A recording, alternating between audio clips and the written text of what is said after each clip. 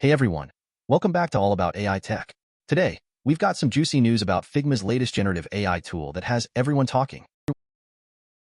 Imagine diving into AI design and suddenly finding that your app mockup looks just like an Apple original. Crazy, right? Well, stick around because we're going to unpack everything. So, Figma recently launched a new tool called Make Designs, which lets users quickly create app mockups using generative AI. Sounds cool, right?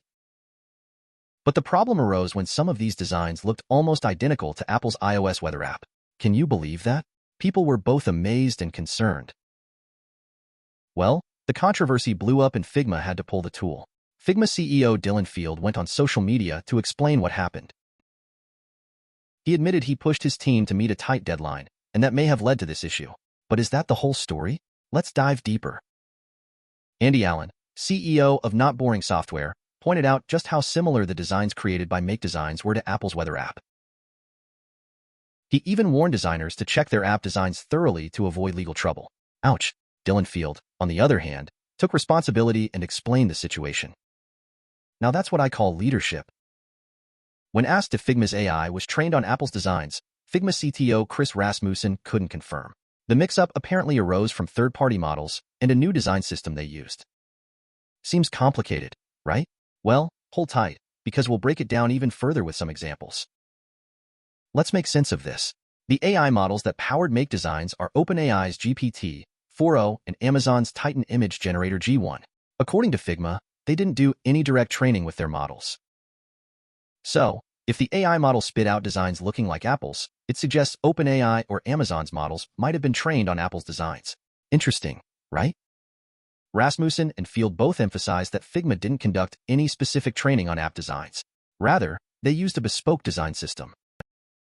To improve, Figma plans to be transparent about their AI training and even allows users to opt in or out of sharing their content for future AI training.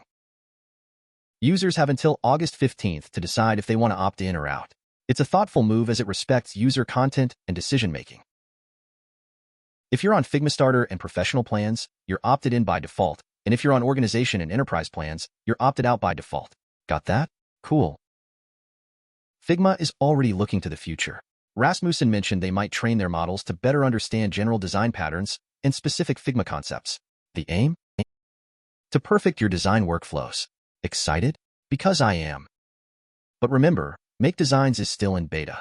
Betas aren't perfect and issues are bound to pop up. That said, Figma is conducting a thorough review to ensure their design system is up to their quality standards.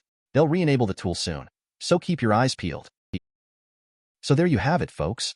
That brings us to the end of our deep dive on Figma's Make Designs tool and the whole Apple design controversy. But trust me, Figma's transparent approach and commitment to improving their tool show that they're on the right path.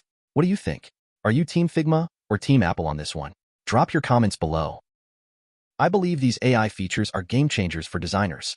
They allow you to quickly prototype and move from concept to execution smoothly. But, like any new technology, there's room for improvement. To all you designers and AI enthusiasts out there, what other AI tools are you using, and how do they compare to Figma? Share your experiences down below, and let's get this discussion rolling. Your insights could help someone else in the community. Speaking of community, we're all about building a strong, supportive environment where we can share, learn, and grow together. Your feedback, suggestions, and support mean the world to us. Thank you for tuning in. If you found this video helpful, please hit that like button, and don't forget to subscribe for more updates on AI technologies and design tools. Stay creative, stay inspired, and I'll see you in the next video. Cheers!